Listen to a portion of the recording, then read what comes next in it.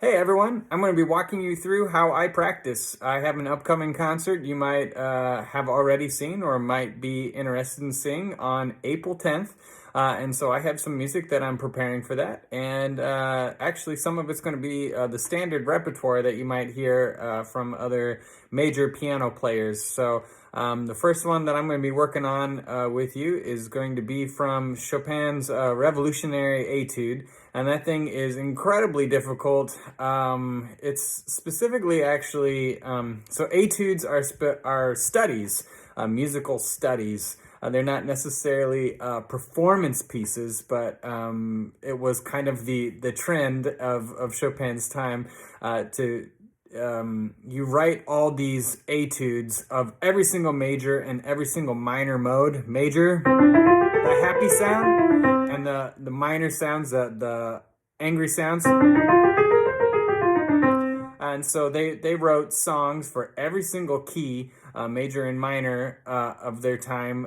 And in each one of those, there was something really difficult that they would have you work on. Well, in this specific one, it's really for the left hand. The left hand's incredibly busy. It's moving all over the place on this thing. And typically, at least for me, even when I'm writing music, a lot of the times it's doing just big old chords and kind of boring stuff, but it gets the melody and it's just got tons and tons of notes and movement and everything. And it's very, very difficult. And so it's been a piece I've been studying since I was in college myself. It was a piece my college professor thought I really needed, and I have found as an etude, as a study, it's been something that's been really helpful in my life over all these years.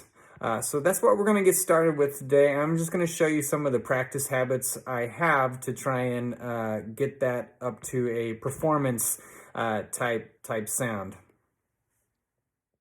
Okay, so as you can see, this is kind of a totally different angle for a performance. And as you can see by those pictures that are probably on that video by now, it's definitely a unique setup. I'm not going to tell you that this is going to be my best performance of all time, but this is a practice session anyway, so things aren't necessarily supposed to be perfect. So this song starts out right here with a nice big chord from the right hand. And then the left hand just takes off like a lightning zag all the way down the piano. So let's see how this starts off. A lot of times I have a couple of fingers and notes that don't want to sound proper right from the get-go on this one. All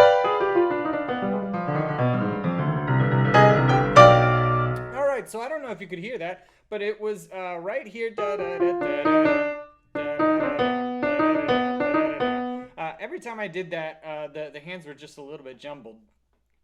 Just to improve your own ear, I'm going to play that section again.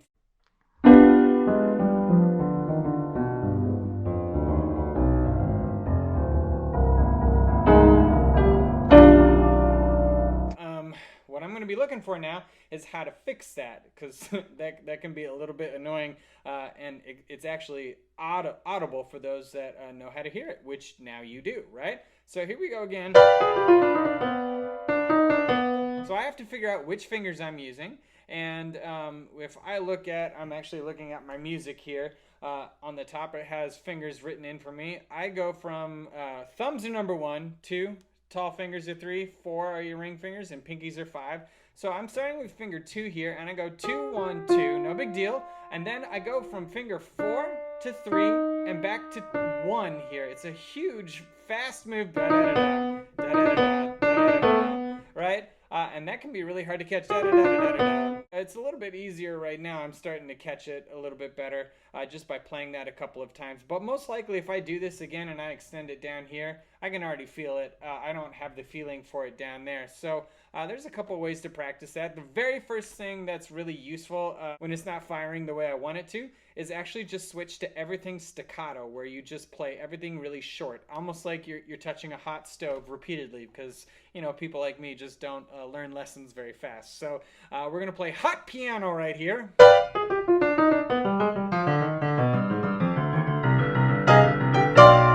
So that was okay. I actually felt a lot of tension in my hand there, and that's something that I'm always trying to avoid. And I get tension in my left hand all the time, which is why, again, this etude, this study, is beautiful for me for the amount of tension that I love playing with. So I'm going to do that again on staccato and see if I can just focus a little bit more on staying relaxed.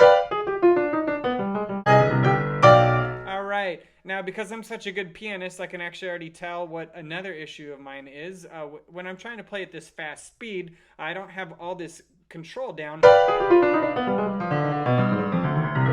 I can, yeah, you might be able to tell where I actually made almost a slight mistake there. I actually grabbed another note as I was playing down that way.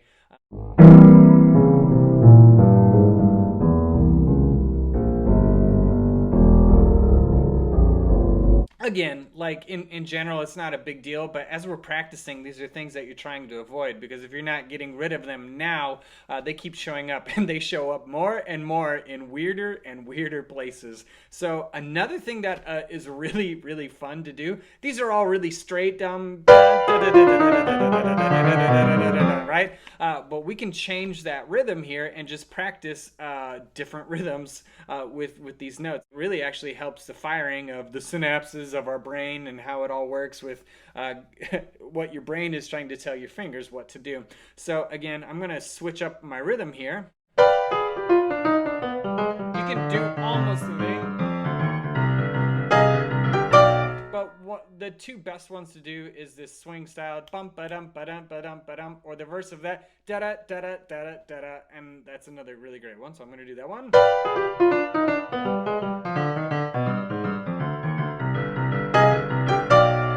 If you saw that, I actually saw it right here. One of my fingers kind of lifted up on me just a little bit, and that actually tells me that I'm playing with a ton of tension as I got down there towards the bottom. Some of it actually might just be this setup because my forehead is basically touching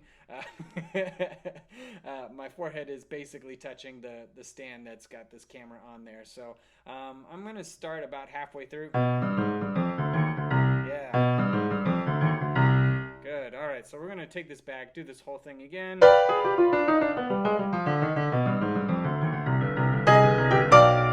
right, that's not so bad. However, this is a much faster tempo, so I'm going to kind of play with this one a couple more times.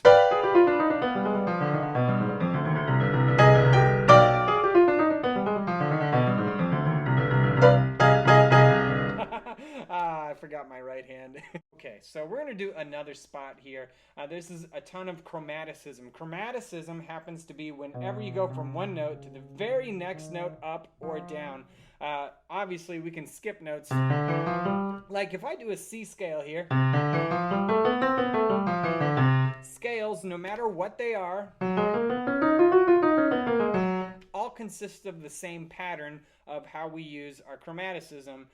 And so we have two options when we're trying to build scales. We have whole steps and half steps. Half steps are those chromatic from one note to the very next one up. So these are all half steps. Okay? And then we have whole steps, which happen to be always skipping one note, whether it's a black key or a white key. So notice the first three notes are white. So we go from C, skip, skip, and then if I kept doing whole notes, the next three notes would be black here on this piano. And then I'm back to a C. A major scale goes whole, whole, half, whole, whole, whole, half, whole, whole, half, whole, whole, whole, half. And I can start on any note, like this one. I already did that one. Whole, whole, half, whole, whole, whole, half. So you can make any scale once you know just that pattern right there. And so when I'm talking about doing this chromatic thing right here, I'm talking about a ton of half steps right next to each other. So here is this quick run. It's nasty. Yeah, I'm gonna have to practice it.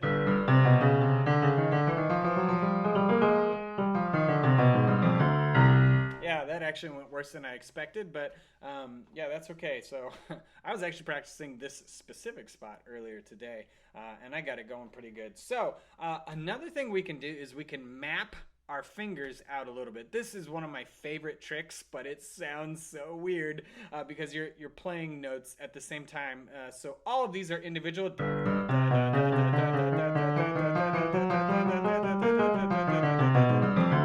Right, they're individual, but I can play them together, and that actually helps get my fingers to figure out exactly where they need to go and actually even win.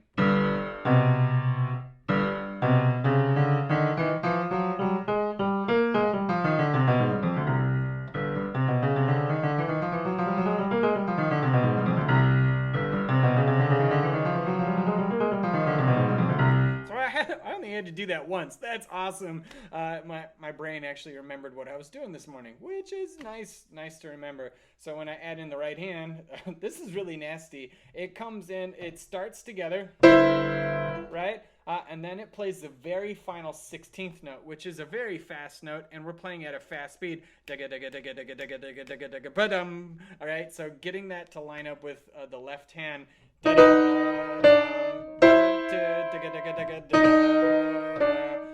Can be sometimes a pain. Oh no, I messed it up, right? Let's see, what is this sound? Oh,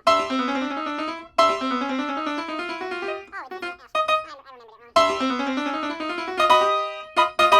it wrong. Just imagine having me in your house growing up, or with my wife right now while she's working upstairs. I'm doing stuff like this downstairs. You're gonna love this. So this is another one of those spots. Watch what this left hand does. It's Chopin. I love him, but man, did he did some stuff that really expanded what we knew we could do. So after this nice little watch this.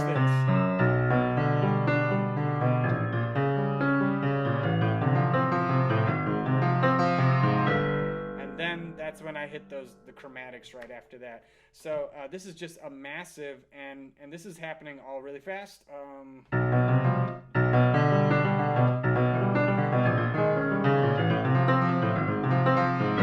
Yeah, I'm actually going to practice this too, so that I'm going to use a little bit of mapping. Again, I've done this before. I showed you. Again, this is what we call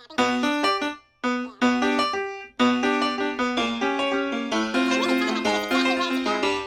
Just how to feel it out exactly where it is on this piano, because the piano never changes. The physics of it, this key is always this wide and this long, and these three black keys are always right here. So it's just a matter of getting more precise with exactly where I'm going to put my hands, that's an incredible thing to say that we can do as humans, is that we can be that incredibly accurate.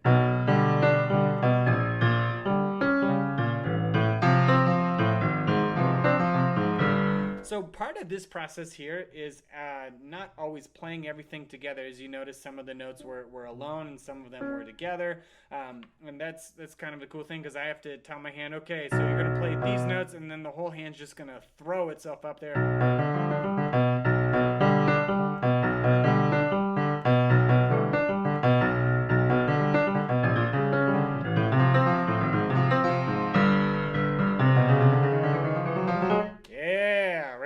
So that's the money stuff right there. And when I throw in the right hand, hopefully this all goes okay. Yeah, I messed it up, but I'll try it again, see if I get it better.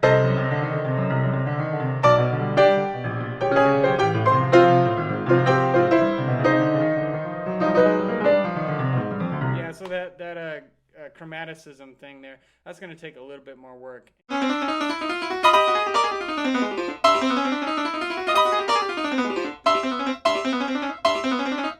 But look at which fingers I'm using. I'm going 5, 1, 3, 4, 2, 4, 1, 3, 2, 4, 1, 3, 1, 4, 2, 3, right? So it's just a ton of different fingers all the time, and these keys right next to each other. I'm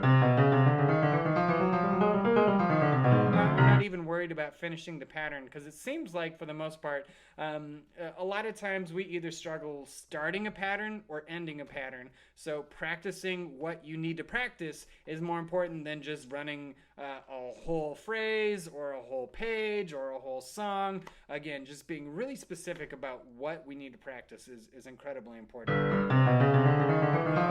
If you're not a perfectionist, in life in general, I'm not too particular about everything. Emily might disagree on that. Who knows? But yeah, so you have to be really particular about everything and really conscious about what's going on and addressing these issues. It's fun to do because it's like a puzzle, but the puzzle just sometimes it's just like falling apart as you're putting it together, and you're just trying to scramble to get all the pieces put in right in together at the same time. And if you do that, sometimes it sticks for a day or two, and sometimes only for an hour or less. Being a musician is very interesting.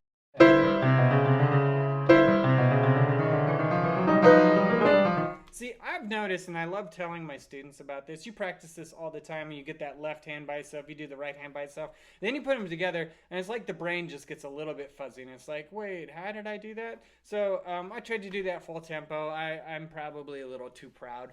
So I'm actually going to slow this down just a little bit and make sure that I've got the coordination before I throw in that tempo again.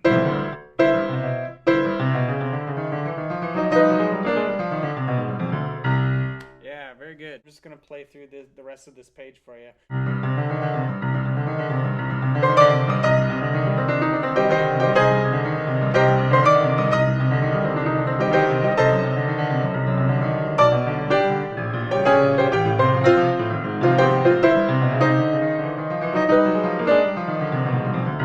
Yeah, that was pretty good, especially all things considered.